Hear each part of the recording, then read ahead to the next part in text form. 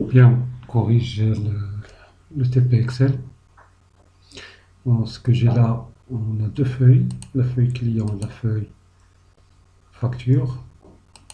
Donc pour pouvoir utiliser et bien exploiter cette liste de données, je vais tout d'abord la nommer. Je sélectionne tout le tableau. Et puis, je vais nommer cette plage client. Je valide. Voilà. Et puis, je passe à la feuille facture. Donc, je vais commencer par créer la zone de liste déroulante parce que c'est ça ce qu'on veut. Comme ça. C'est dans développeur. Et puis insérer. Et je choisis la zone de liste déroulante dans la partie contrôle de formulaire, non pas dans la partie contrôle ActiveX, là. Donc on travaille par la partie supérieure et non pas la partie inférieure. Voilà. Donc j'insère la zone de liste déroulante de cette manière-là. Et puis je vais définir ses propriétés. Bon, le bouton droit, format de contrôle. Là, je dois déterminer deux choses. La plage d'entrée qui n'est autre que la plage que j'ai nommée client. La plage d'entrée, ça veut dire la plage depuis laquelle je vais importer les données et depuis laquelle je vais extraire les informations que je veux. Donc la plage d'entrée, c'est client. Bon, la cellule, comme on avait déjà expliqué, c'est une cellule quelconque de la feuille qui ne contient rien normalement. Mais puisque là on utilise des zones de liste déroulantes qui cachent la cellule, donc on n'utilise pas convention la cellule que contient la zone de liste déroulante. Ça veut dire c'est C3. Donc C3. Et je valide. Voilà ce que j'aurai maintenant. Donc j'ai importé la première colonne de ma liste de données.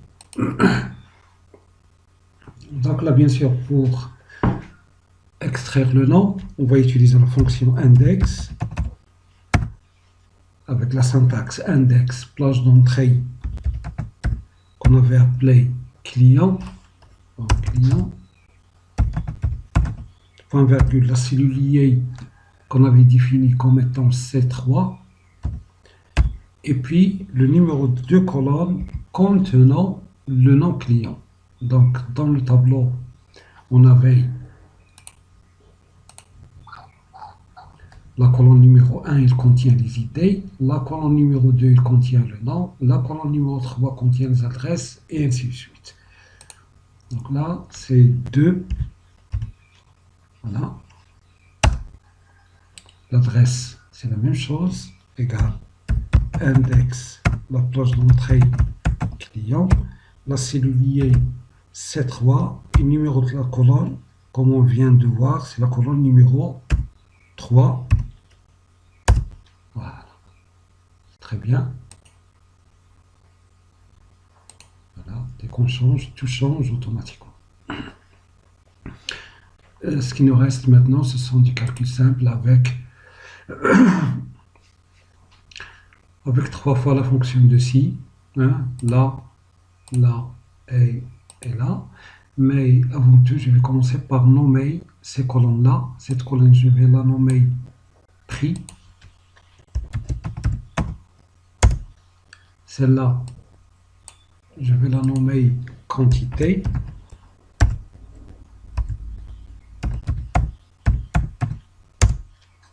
Et celle-là, je vais la nommer total. Donc, dans la mise en forme, donc cette colonne doit être monétaire, ainsi que celle-là, pour tout. Monétaire. Voilà. Donc, à quoi est égal ce total? Égal le prix fois la quantité. Donc, vous devez me rappeler ce que je dois faire maintenant. Je suis sûr que vous vous rappelez très bien, c'est contrôle entrée.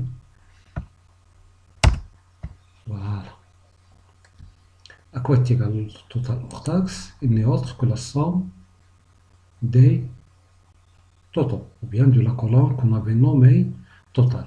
Bon, je vais nommer toutes ces cellules que je vais utiliser. Celle-là, je vais la nommer acheter. Celle-là, remise 1.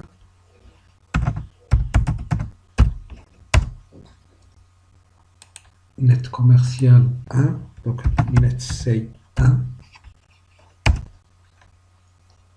Remise 2. Net c'est 2.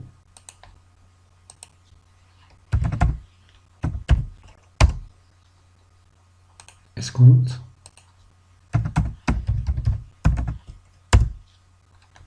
Net financier.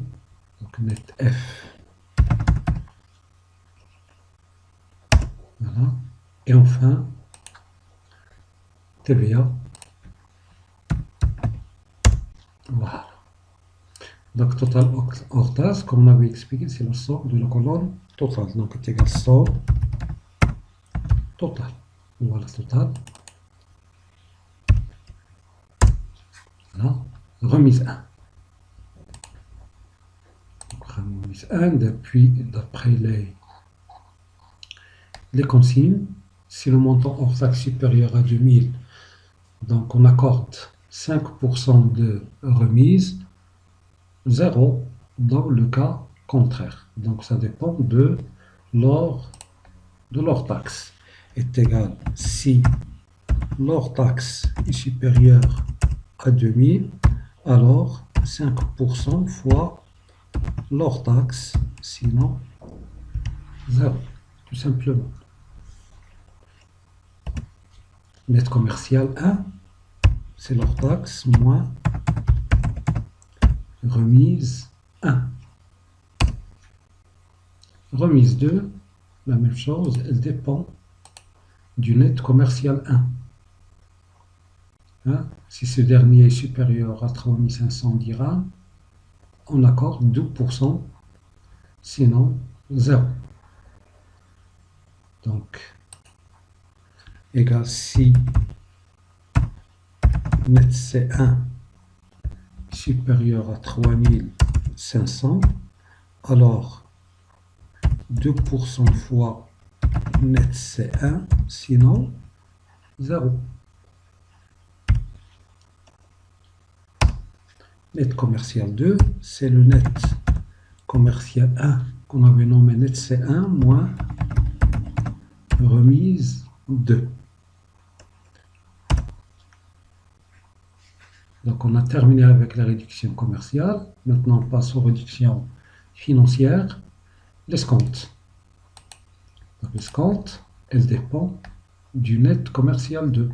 Si ce dernier est supérieur à 4000, on accorde 1% d'escompte, 0 dans le cas contraire.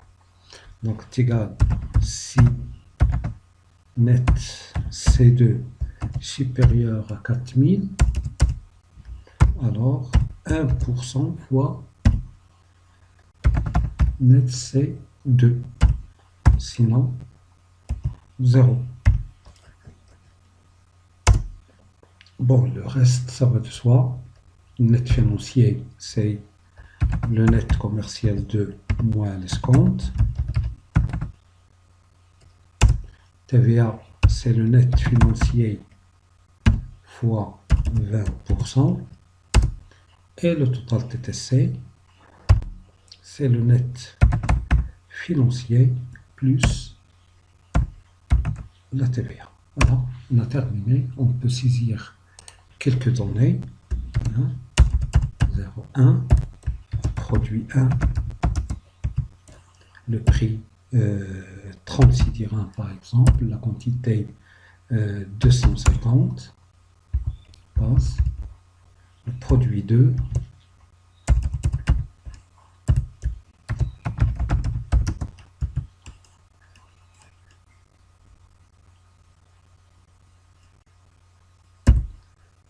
produit 2, le prix 20 dirhams, 100, et ainsi de suite. Donc Donc on peut réduire les prix pour vérifier les remises ou bien les quantités. Donc là je vais mettre 20. Donc là, pour le total hors taxe, il a dépassé 2000, donc il a offert une remise de 5%, mais pour le reste, il n'y a rien. Donc voilà le TPay.